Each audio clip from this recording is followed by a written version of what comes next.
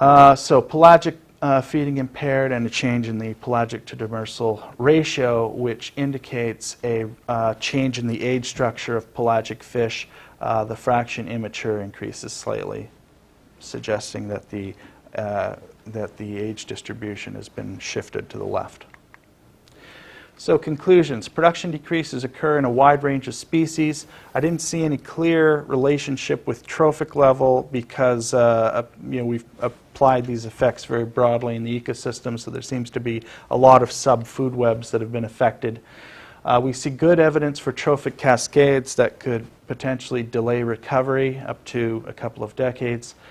Planktivores, in particular, are very sensitive to that assumption on zooplankton, and we see reduced condition factor in pelagic predators.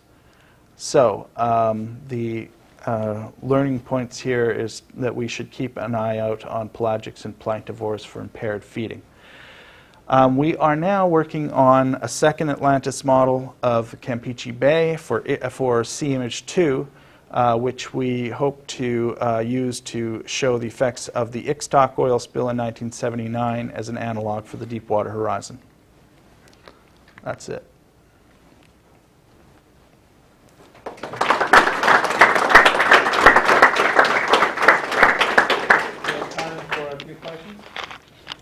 So these models don't include any possible changes in temperature or circulation in the Gulf.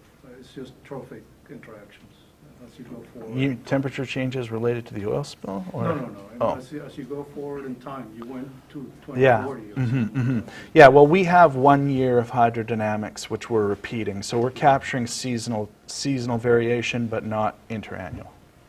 Have you thought about putting a climate model data into these to see if that has any change? Oh, sure. Yeah, we've had a number of proposals rejected. But that is, in fact, there's a big push actually for that. There's a project in Europe at the Potsdam Institute that's a global thing, and they've recruited Atlantis modelers, EUE modelers, Osmos modelers, and they're all using a common set of global climate model data. And I really wanted to be a part of it, but when I got into the weeds, I realized how much work it was going to be, and we are looking for funding to do that. So you had, what, 8% of your functional groups, was it, that went into an alternative steady state? Yeah. When should we expect that to happen if it comes to fruition? Well, I mean, if you look at the results here, Amberjack were one of them. Yeah, I mean, so like this. That's about almost now, right? Yeah. Obviously, this doesn't, there's a lot of variability that this isn't capturing. I mean, this is a deterministic model, and it could be that we're misrepresenting the amount of I'm sorry.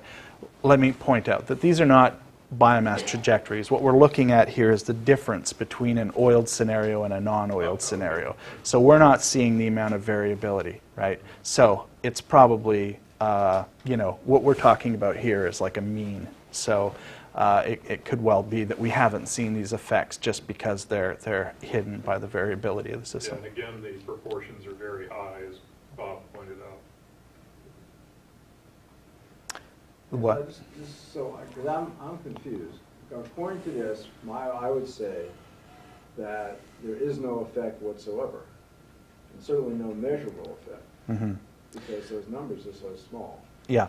Well, what I'm hoping to do is so those two caveats that I mentioned. I mean, the problem is that we don't have sufficient data to parameterize our functional response, and we've had to make a bunch of assumptions that we can use to apply that data.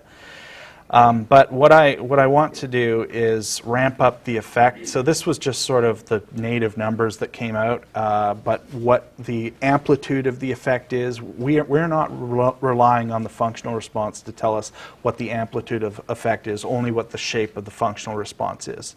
So we haven't, so this is what we're engaged in now is sensitivity analysis, applying different scaling factors on the y-axis to see what the potential range of solutions is. But my hope is that the results that we've gotten in terms of recovery time, won't be that different.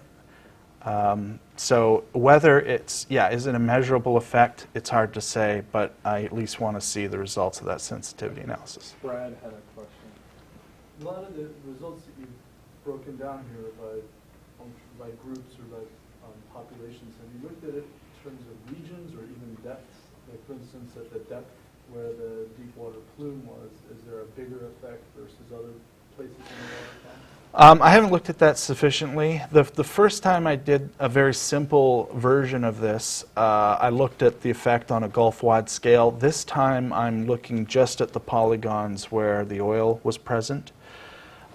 These results are from just where the oil. That's right, yeah. Hey, one last question, Gary. So it's funny, when I saw the ones that did not recover, that were, you call it another alternative stable state, when you see some losers, you kind of wonder, shouldn't there be some winners? I mean, if you kill my enemy, you help me. You see what I'm getting at? Yeah, I do. Do you see any groups Well, that actually got...